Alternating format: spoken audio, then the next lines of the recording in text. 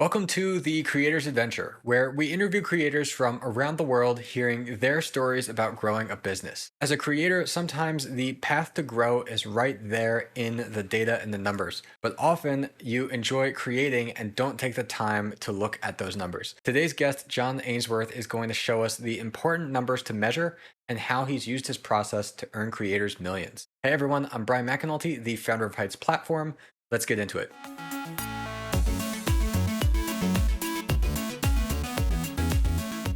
Hey everyone, we're here today with John Ainsworth. John is the founder and CEO at Data Driven Marketing. They help online course creators to increase their revenue by 486% through strategic funnel optimization.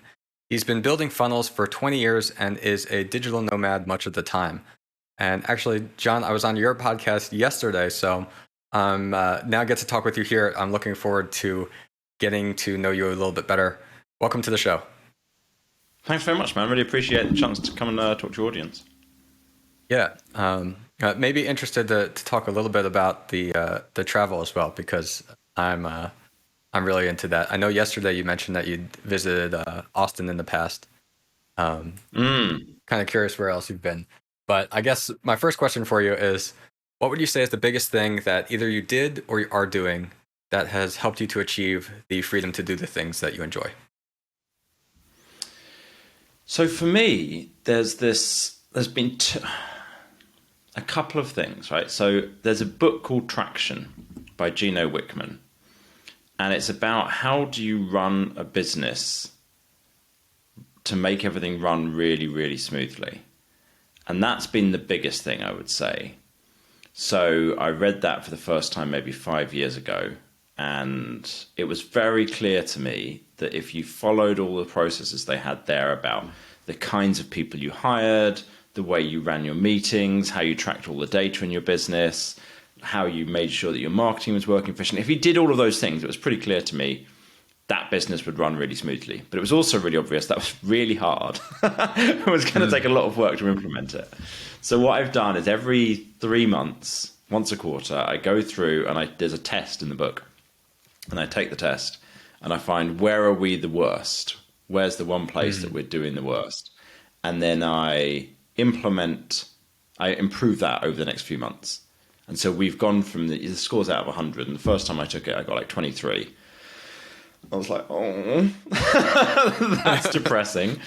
And then we're now at about, I think it's like an 87 or a 90 or something in that kind of ballpark. And everything then runs really, really smoothly. The other thing that was really big for me was getting out of the delivery side of the business, because that's a lot of people start the kind of business like I do. You know, we help online course creators with their funnels. A lot of people will start a business doing something that they are good at doing, and then they get stuck in doing it all the time and they can never get out of it. And they're basically building a team around themselves and making themselves the superhero. And I decided really early on, I'd gone through 3 training courses about running this kind of a business. And they all said, you need to get out of doing the delivery. You've got to hire people, train them up, and it's going to be really frustrating because they won't be as good as you because you've spent years getting good at this thing. But you've got to do that if you really want to be able to move forwards. And so I spent the first couple of years like building up the team, training people, developing systems, what have you. And that means that now I don't work as many hours. You know, now I can work less hours and everything runs really smoothly and everything's really efficient and the team's amazing and the whole thing runs beautifully. But that wasn't easy, you know. It was kind of a go slow to go fast later kind of thing. Yeah, definitely. No, I agree with that, and I've had similar experiences myself. And like, I think it's so hard for business owners, entrepreneurs, because you're in the trenches there in that delivery portion of your business, right? And in that time when you don't have the team around you to kind of help facilitate that, the way for the business to go smoothly means that you put in more hours to be able to deliver in the right way, depending on what's going on. And so, yeah, and then you're not able to work on kind of big picture things and like, how can you create a better product, better service overall, because you're so stuck in the delivery spot. Yeah, so that's really interesting. I'm curious more about, I've heard of the book Traction, but I'm not familiar with that test. Is it something that you can like describe briefly in more detail, or do we really have to like go into the book to understand. No, I'll pull it up on my computer here, and I'll tell you like what some of the headings are. There's basically 6 main areas in the book that they go through: processes, data. Let's think. What's the other ones? People. I'm pulling it up now. See if the test is done. Vision. That's another one. What else is there? Finances, I think, is one part of it, and then there's one more that I'm not remembering right now. Oh, I think the other one is called traction, and it's about like having the right kind of meetings in place. So with vision, it's about like, okay, if you've got anything past you, then nobody else is going to understand the vision as clearly as you are because it's in your head. So you have to explain it to the whole team really clearly. You have to be able to say, right, this is what we stand for as a business. This is what we're trying to achieve. This is our values. This is our focus. This is our long-term vision. This is our target audience. This is what's different about our business. Write it down and then go over it with people again and again and again. So in our business, we do it in our team call every single week. I'll get somebody else on the team to explain one of our core values. Like, so our core values are excellence, honesty, and growth. And so it's like, get somebody on the team to explain, okay, why is excellence important and what does that mean and how did you implement that last week? How are you actually implementing that value within the business? What are we doing? What's the vision? Where are we planning on being in a year, 3 years' time? Why are we working on what we're working on now and how's that going to help us get to the vision? So that everyone gets super clear on it. The processes side of it is like, have you got standard operating procedures for every single thing in the business? Is there a process for exactly how you do each single thing that anybody in the business does? Does it make sense? Is it clear? Is it accurate? Is it done the same by every person in the team? The team side of things is about making sure you know exactly what your job, your org chart, your organizational chart looks like now, but also what you want it to look like in 6 months. And are you hiring against that? And are the people that you've got the right fit for all of those jobs? And are the jobs that you've got at the moment the right fit for what you need to be in 6 months? Are you having weekly meetings with the whole team? Are you having weekly meetings with each person individually? Are you making sure that everyone's on track with what they're supposed to be doing and they're reaching the right standards? Have you got data about like exactly how everything in your whole business is working? Do you know all of your key leading and lagging KPIs? Do you know what are the things that you're working? If you see something's not working in advance, you can fix it. And can you look at your finances and go, well, we can check that, we can see that everything worked the way it was supposed to afterwards. So that's the kinds of things you're supposed to have in place, which is like they're all very reasonable and sensible, and they are not easy. And it's taken a lot of work to get that in place. Definitely, I do think that most businesses, like not just like an individual course creator starting out, but like even established businesses are missing a lot of those things, which again, like it's very reasonable to have, but like and important, and it's not even that complicated, but going through that, I think is sounds like a great exercise. So can you share more of like, what's the story of how you started your company, Data Driven Marketing? So what I used to do is I worked in fitness marketing, and I would do kind of a mixture of two things. I would work with private companies, gyms, yoga studios, martial arts classes, this kind of thing. And I'd also work with local government to help get people from hard-to-reach groups into activity, like over 65s, disabled people, cancer patients, this kind of thing. And I got really, really good at it. And then what happened was, with both of them, we could fill them up really quickly. So let's say a gym would hire us. We'd run some marketing for them. We'd build them a front-end funnel. We'd run some promotion for it. The gym would be full, and then they wouldn't need us anymore.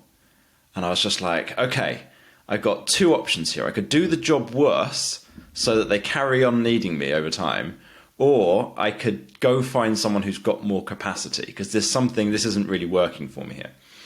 So about 5 years ago, I switched industries, and I was like, right, I want to work online completely. I want to work with people they're not going to expect me to go into any meetings.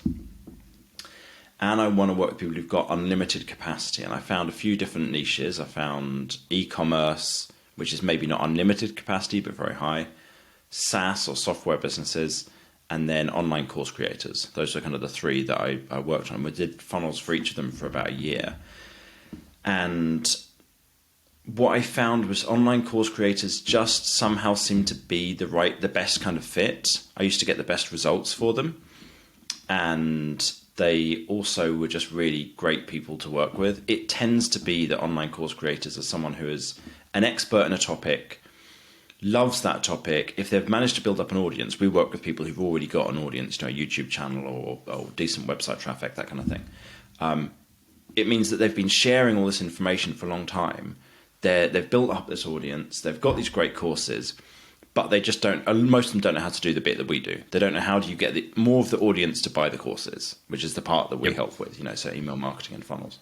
And so that was a really good fit. And so I niched down like 4 years ago to just working with that audience, and then we've just been refining and improving since then. Awesome. Yeah. So. As the name suggests, like your approach is very data driven. So can you explain like what would you say are the key like data and KPIs that online course creators should focus on in their business? Yeah, so I can say it really clearly within the funnels part of it, because that's the stuff that we're tracking all the time. So there are 3 main areas that people need to be able to improve. That's what we generally see. One is, how do you get more of your audience to get onto your email list? Because most people are very bad at that. Let's say you've got a big YouTube audience. You need to get those people onto an email list if you want them to buy your courses, really. Second thing is, what percentage of those people who are on your email list are then buying stuff from you every month? And the third one is like, what's your revenue per sale? How high is your revenue per sale? So the kind of KPIs we're looking at tracking there are, what's the conversion percentage from every month from your YouTube or your Instagram or whatever onto your email list. And if you want to have benchmark data for any of this, tell me, because I can share all of that. Then every month what we're looking for is 0.5% of your email list to buy your courses. That's the next step. So like when you send out an email promotion, are you getting 0.5% of people buying every month from you? And that you can break down into a few steps. So first of all, what percentage of people opened your emails, then what percentage clicked through to the website, to the sales page, then how many people who got to the sales page clicked through to the checkout page, and then of those people who got to the checkout page, how many actually bought. So you're tracking each step there. Yep.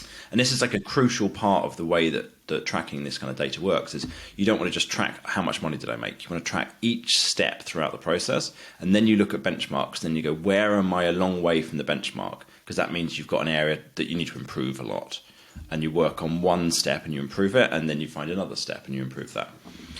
And then in terms of the revenue per sale, what you're looking at is how many people are buying the upsells from you as well, because you've got something that they buy from you.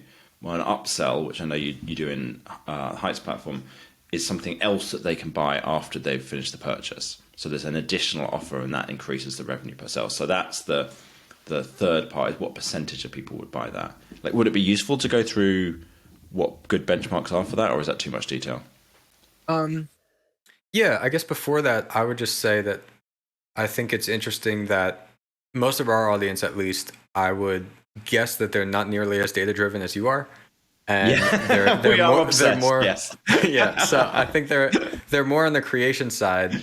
And what I was talking with you real briefly before we started recording is that, like, from a product design standpoint, like, I've had to become more and more data driven in understanding, like, well, what are the actual metrics? Because the metrics reveal the answer of what you should do next.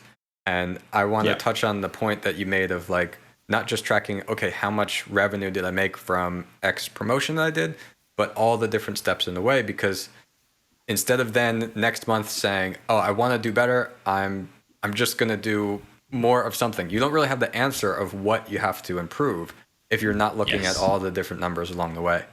And so it doesn't have to be like, it's not incredibly complicated math or anything like that, but it's just looking at that information to see, like, okay, well, are they actually on my email list? Are they actually, if they're on my email list, when they're at the checkout, like, are they buying at the checkout as often as they should be? And being able to dissect it there to know what you have to improve, I think, is super important. So with that said, yeah, let's go into, like, what would you say are some average metrics that creators should aim for? Yeah. So when you're looking at website traffic getting onto your email list, you should ideally be somewhere around 2 to 3%. So of monthly website visitors, 2 to 3% of them should opt into your email list. And most people are at about a 0.5%. So there's normally massive improvements to make here. If you're looking at YouTube and how many people from your YouTube audience opt in, then you're looking at about 0.8% is a good benchmark to reach, 0.5 to 0.8%. And that's based on monthly video views, not subscribers, because the difference between subscribers and views it could be up or down either way. It depends on how your audience interacts with your videos. If you're looking at Instagram or Facebook, it's a bit lower. It's about 0.5% of your subscribers is the way we normally look at that one.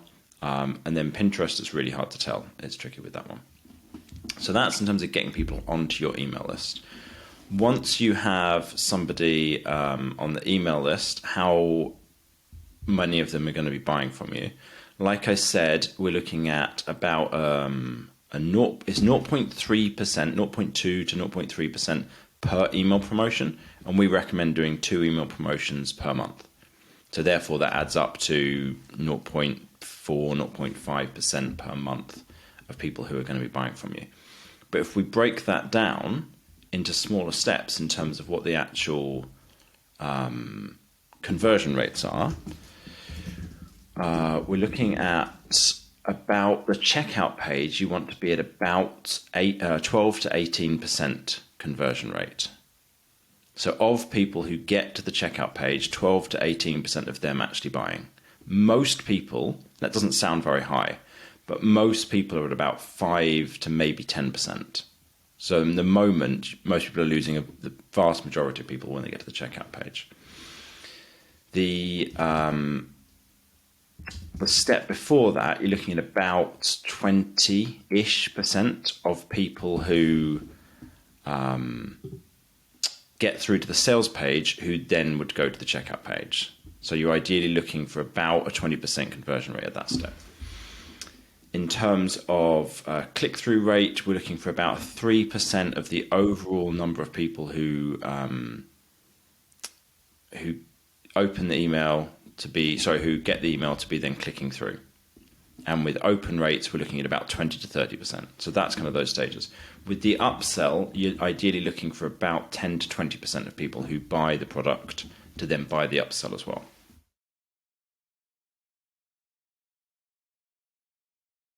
Yeah, got it. That's really helpful. I think that one other point I wanted to mention about the upsell is we've talked with a couple guests on here before where the upsell is really powerful as like one of the points you mentioned was how can you increase the average order value, right? So not just improving the conversion rates, but then improving that average order value. And with the upsell is oftentimes that the person will buy the main product or whatever it is you're selling. Like let's say you're selling something that's a cheaper product and the upsell is the more expensive product. There's a lot of times when you may not expect it, but your prospect or the customer, they're ready to buy everything from you right then. So why not offer it to them? And the upsell is a way of doing it that if somebody's ready to go and buy your flagship product, you can have them go ahead and do it right then instead of having to wait for that next month or a couple months when you go and promote it.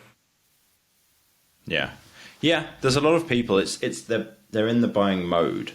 You know, they've just they've got through to your maybe they did a Google search and they got through to your website and then they saw your lead magnet and they signed up to your email list and then they got the email from you and they got through to the sales page and they decided, yes, this is right for me. And they got through to the checkout page. They decided, yes, this is right for me. That's the time when they're most likely to buy anything else from you, is right then. So it's exactly the time to show them, well, this is the next thing to get. And that upsell could be, you've got a basic and an intermediate course. That by the basic, the upsell could be the intermediate. Or maybe you've got a membership and it's like, okay, you're buying a monthly, do you want to upgrade to the annual? Or you're buying, you've got a challenge and the upgrade could be buy all of the year's challenge. It's like just get the next logical step. That's kind of what the upsell offer is. Got it. Yeah, yeah, that sounds good. Yeah, I would encourage anybody listening to this. So, if you didn't already write down what John said about those percentages, go back, rewind, and write down those percentages, and then look at it for your own business. And I guess like really, the only couple tools you need to do that is kind of like looking at your email software, maybe the platform you're using, and then Google Analytics. Is that right? Like at a Yeah, minimum, I guess, that if you would be want to get enough. started. Yeah, that would do you. And write it down in the spreadsheet. Sometimes people ask me like, which of the fancy pants tracking softwares should I go and use? This one claims it does everything, and this one claims it does everything as well. It's like, no, just use your email marketing software, Google Analytics, and a spreadsheet, and you're good. You don't need anything more complicated than that. And I know some people really don't like spreadsheets. A lot of creators really don't like spreadsheets, but it's like it's not that much work. You set this up with those headings that I just talked through, and every month you go through and fill it in. And what you'll see, especially if you then also write down the benchmarks that I said instead in terms of what you should be expecting to achieve at each of those stages, you'll be able to look at that and go, oh, well, my checkout rate is way below that benchmark. Now let me go and like research how do you do a great checkout page, and then I can make those changes, and you'll see a massive increase in revenue. You know, we've seen people increase revenue like 3-4 times just by changing their checkout pages. Yeah, yeah, that's awesome. Yeah, I think like even if you're not ready to do it every month, and like you said, the spreadsheets sound annoying to you, like just doing it once, Yeah. especially if you're more of a beginner creator, I think it can really be eye opening into seeing like what you actually have to work on. And I think for those starting out where your audience isn't that big yet, often you'll find out that maybe your numbers aren't as bad as you might have expected. It's just you need to get some more traffic in there, and keep working on growing that audience. Yeah, this stuff that I'm talking about, I think it only really starts to make sense to do a lot of work on it once you've got a reasonable size audience. So like email list of a few thousand people, something like that. Before that, I'd Yep. focus more on like grow your audience, grow your email list, and then you can start to worry about the sales funnels later on. Yeah, definitely, I agree. So, as I mentioned in your intro, your company helps increase their revenue by 486%. So, what would you say like attributes to achieving such a great results with your clients? Do you mean like what do we help our clients to do, or like how did we figure out kind of how to Yeah, get? like to Uh, get to like increase like that, like is there something I know like you help with everything, but is there something you would say like stands out as this is the usually the biggest driver for most people, or does it really vary? Yeah, so there's 8 steps altogether, and it comes under those 3 headings that I mentioned before. So it's how do you get a bigger, convert more of your email audience into your email list? How do you run effective email promotions every month so that more people are buying from you? And how do you increase the revenue per sale? And so it's those 3 things. And within those, there are 1,000 different ways that you can do those things. There's 1,000 ways you could run more promotion, and you can build webinar funnels, and you can have automated evergreen funnels, and you can build sideways sales letters and video sales letters and all kinds of clever stuff from all the different marketing gurus. And what we did is we didn't know when we started out specifically working with course creators which of those were the best ones. So what we did is we spent 2 years and we tested every tactic from every single, from Frank Kern and Ryan Dice and all kinds of different marketing experts, Russell Brunson, what have you. And we tracked for each of them how long did it take to do it, and what result did it bring in. So what was the effort to reward ratio? And we also looked at did it work for everybody, or was it only working for some people that we worked with? And what we found was that there were these 8 tactics that worked for everybody, were easy to do relatively, and always brought results in, got a good amount of results in. And so those 3 headings kind of covers what those are. But for the starting point, the easiest one to do is the upsells. Like that's where you start with. It's easier you can increase revenue by putting upsells in place by 10 to 20%. Just from doing that. That's what we've seen on average.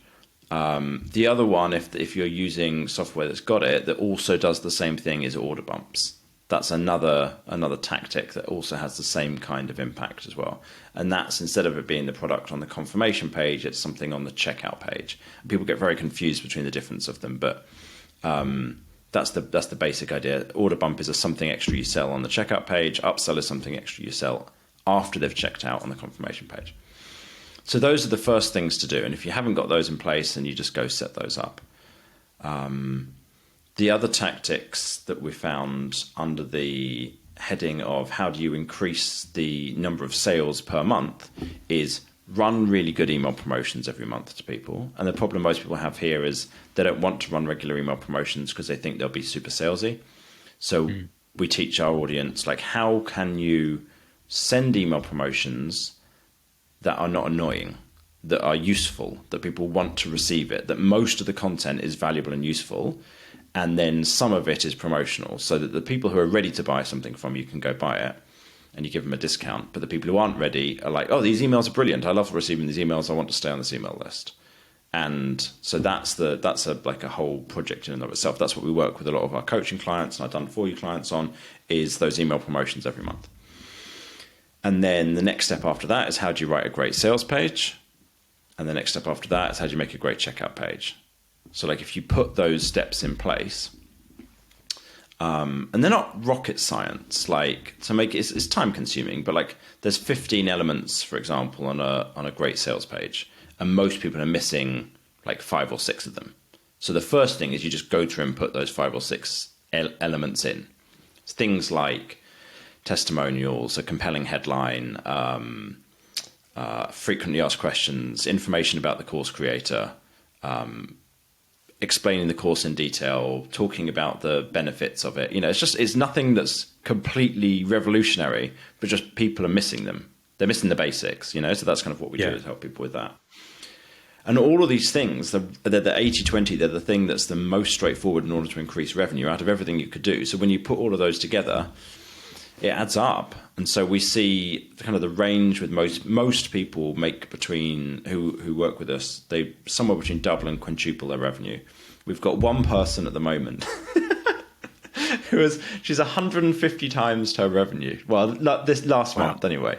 She made like, that's not the standard, but it's like, it's pretty cool to see, you know, she's making a lot. Yeah. Well, I mean, that's one of the amazing things about creating a business like this, and that like you have the potential for it to scale to something like that. And you're not really limited, as it's a digital product. You're not really limited by saying like, oh, I have to get enough stock in to ship, or I have to have enough people to deliver this. Like when you get it working, like that can just happen. Yes, there will be a little bit more support and stuff, but it's very possible for like an individual creator even to experience that, even though it may be not the likely scenario. Yeah, it was a lot of fun. She messaged me the other day. She said, John, so far this month I've made $450,000. What is actually happening right now? I was like, that's cool, you know. Wow. Yeah, that's incredible.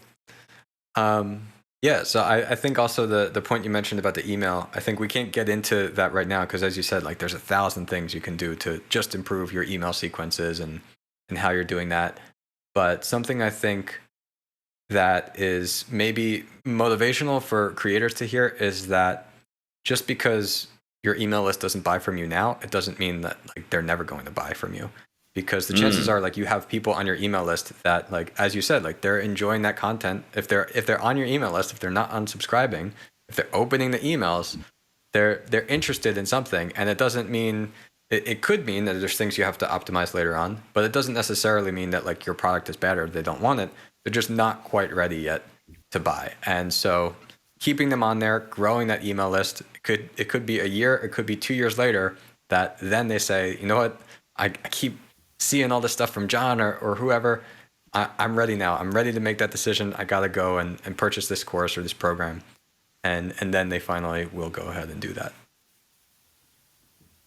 Yeah, 100%. Yeah. All right, so yeah, you have more than 20 years of experience total in this field. How do you see the online course creation industry evolving in the future? And what trends do you believe we'll see going forward?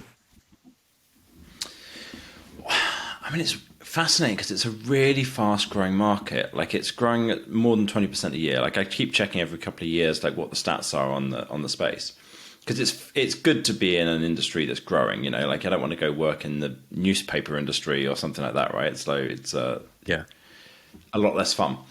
But online courses, it's like growing 20-25% a year every year. So it's not going away. It doesn't seem to show any signs of shrinking back down again. So I think it's a great space to be in.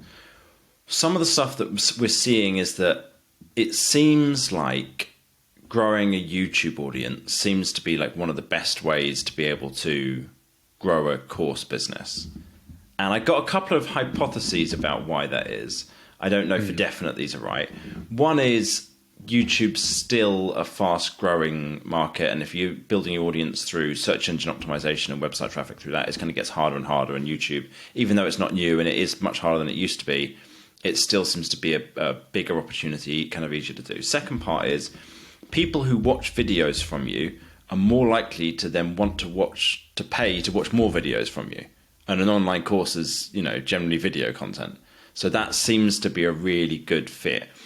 And it seems to build up a really big, like, feeling that they know you kind of sense, because someone's seen your face, like, in the videos a lot.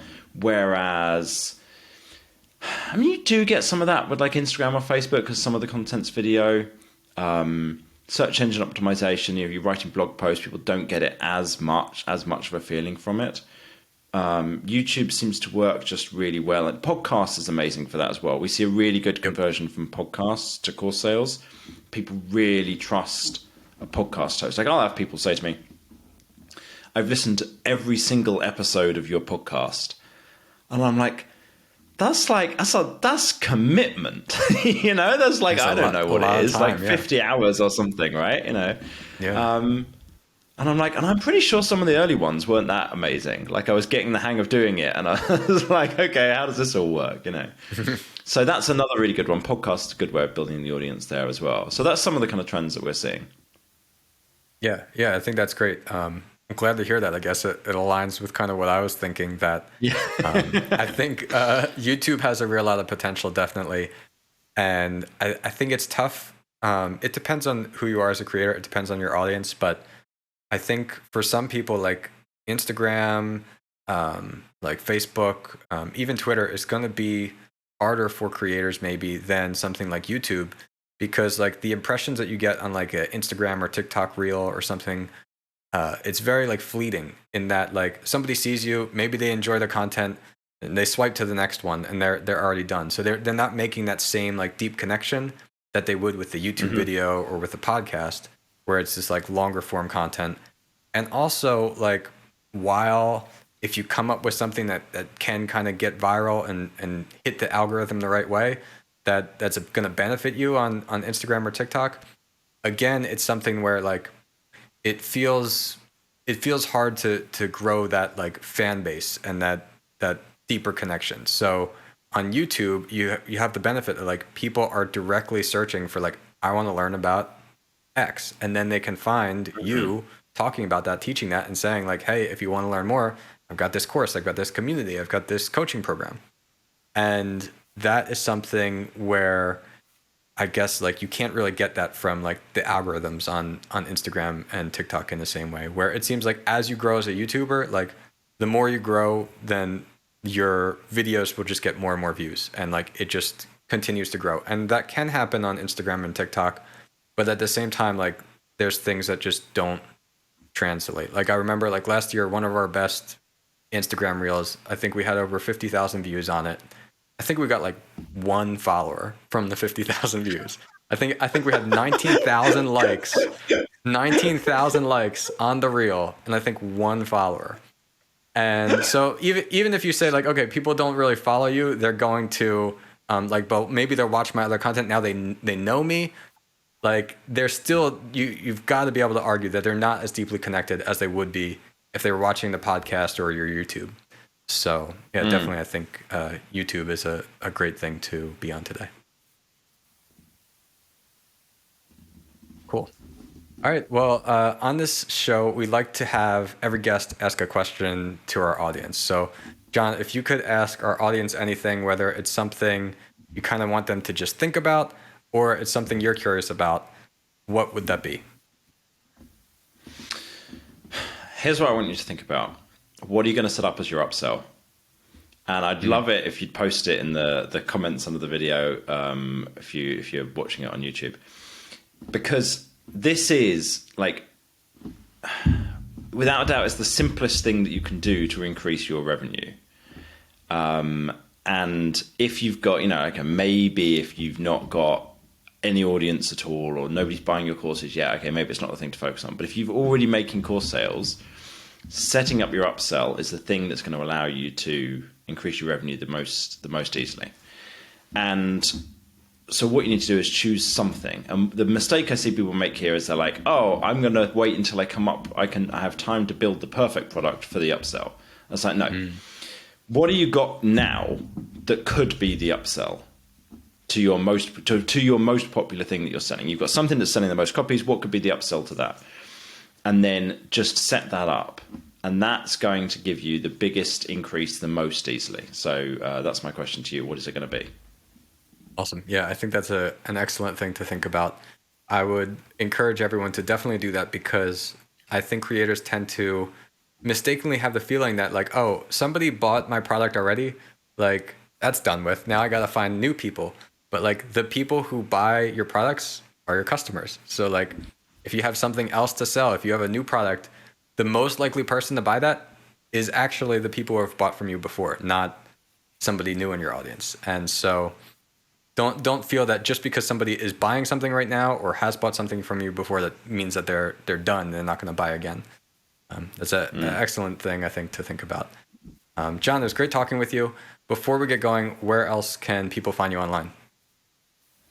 Yeah, so you can check us out on our website, datadrivenmarketing.co. We've got our podcast, which is The Art of Selling Online Courses. And if you are someone who's doing 6 figures already and is interested in getting help with implementing this, if you want our help with it, we work on a payment on results only basis. So people only pay us when they make any more money. We do like a paid audit as the first thing, but then after that, that's the ongoing way of working with us. And you can go and apply or find out if you're a good fit by going to pimpyourfunnel.com. You fill that out, and it's like a 10-question survey, and it's going to tell you if you're a good fit or not to work with us. And if you're not a good fit, then we will still send you a free report where we're going to tell you exactly what it is that you should do to increase the revenue in your business. Awesome. All right. Thanks so much, John. Thank you very much. Appreciate it.